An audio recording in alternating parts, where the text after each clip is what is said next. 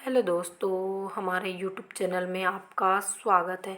जैसा कि पिछले वीडियो में हमने आपको एक जानकारी दी थी रिक्वायरमेंट के बारे में, और यहाँ पर अभ्यर्थियों के कमेंट आ रहे हैं कि क्या रिक्वायरमेंट वापस लेने से हमारी भर्ती पर कोई प्रभाव पड़ेगा। कुछ अभ्यर्थियों के कमेंट हैं कि क्या रिक्वायरमेंट वापस लेने से सेकंड काउंसलिंग नहीं होगी, तो इस पर भी जानकारी दीजिए। अब कुछ अभ्यर्थियों ने देखिए यहाँ पर धन्यवाद भी लिखा है, और कुछ अभ्यर्थी बोल रहे हैं कि ये पूरी खबर आपने झूठ बताई है। तो आप लोग जो हम वीडियो डालते हैं कोर्ट की हेयरिंग की, उसको ध्यान से देखा कीजिए, क्योंकि जो हम बोलते हैं वो शायद आप लोगों को समझ में नहीं आता होगा। बाकी जो कोर्ट में चलता है वो चीज़ें आपको ध्यान से देखना चाहिए कि हाई कोर्ट में क्या चल रहा है और आपकी भर्ती में क्या चल रहा है।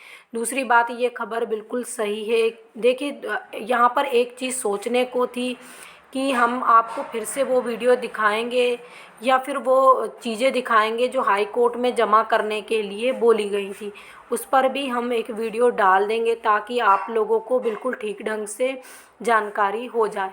अब यहाँ पर देखिए, जो रिक्वायरमेंट जमा किया गया था, अभ्यर्थियों का कहना है कि क्या उससे कुछ भर्ती पर प्रभाव पड़ेगा, तो बिल्कुल डिफिनेटली प्रभाव पड़ने वाला है। देखिए यहाँ पर रिक्वायरमेंट ऐसा हाई कोर्ट ने कहा था डीपीआई से कि आप ये बताइए पहले आप सेकंड काउंसलिंग करवाना चाहते हैं कि नहीं।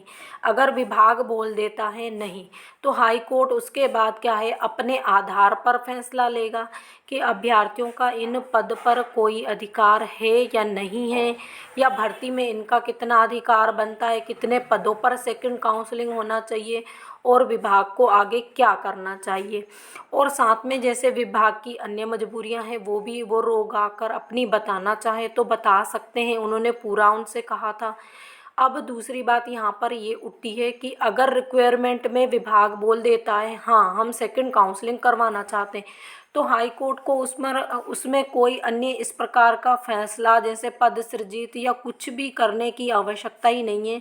केवल हाई कोर्ट लिखकर उस पर सील लगा देगा कि हाँ आप अब सेकंड काउंसलिंग करवाइए। तो यहाँ पर यही रिक्वायरमेंट था। अब दूसरी बात, अगर रिक्वायरमेंट डीपीआई ने वापस लिया है, देखिए रिक्वायरमेंट में क्या लिखा हुआ था ये हमने पिछली वीडियो में आप लोगों को बताया कि विभाग ने पूरी जिम्मेदारी ली थी कि जितने पद निकाले गए उन सभी पदों पर हम सेकंड काउंसलिंग करवाएंगे। और साथ में जब भी हम सेकंड काउंसलिंग करवाते हैं, यानी जो भी विभाग ने समय दिया होगा या नहीं भी दिया होगा उसके बारे में हमें कोई जानकारी नहीं, तो बाकी उसमें लिखा हुआ था कि हम सेकंड काउंसलिंग करवाएंगे, वो भी पूर्ण पदों पर।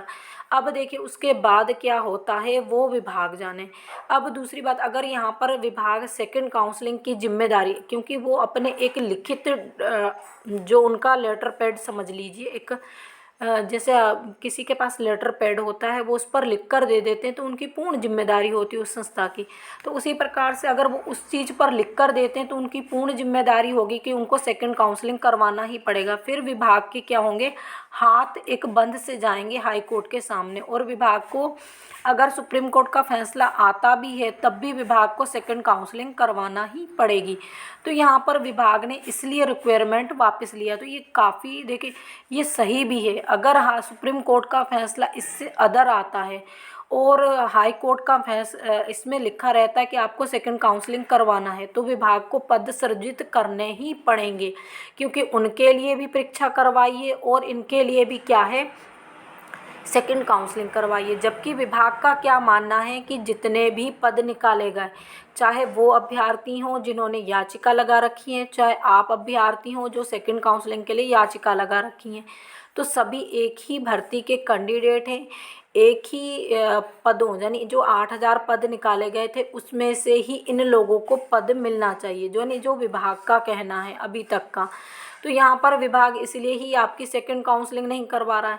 तो विभाग फिर इस चीज़ की जिम्मेदारी क्यों ले, ये विभाग का सोचना भी सही है। उन्होंने अनाफना में वो रिक्वायरमेंट जमा करवा दिया, अब वो रिक्वायरमेंट वापस उन्होंने निकाल लिया है, तो इससे आपकी भर्ती तो प्रभावित होगी ही। अब देखिए ये भी देखना होगा कि 29 तारीख से पहले क्या डीपीआई रिक्वायरमेंट जमा करवाता है और उस रिक्वायरमेंट में क्या लिखा होगा, कि इस पर, क्योंकि रिक्वायरमेंट बिना जमा करवाए आपका जो फाइनल डिसीजन है वो नहीं आ सकता है। ये बात एक महत्वपूर्ण रहेगी।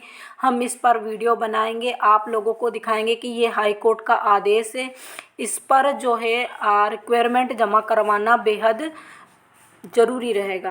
तो यहाँ पर देखिए, बिना रिक्वायरमेंट डीपीआई के जमा किए हुए आपका फाइनल जजमेंट हाई कोर्ट नहीं दे सकता है। तो रिक्वायरमेंट इतना ही इम्पोर्टेंट है। बाकी रही आपकी भर्ती प्रभावित होने की बात, उस पर भी आप लोग समझ लीजिए कि किस प्रकार से आपकी भर्ती प्रभावित होगी, क्योंकि पूरी चीज़ें हमने अब आपको बता दी हैं। तो इसी प्रकार की जानकारी के लिए हमारे साथ जुड़े रहिए। जो लोग हमारे चैनल पर पहली बार विजिट कर रहे हैं, प्लीज़ चैनल को भी सब्सक्राइब कर लीजिए। वीडियो को अधिक से अधिक लाइक कीजिए, शेयर कीजिए।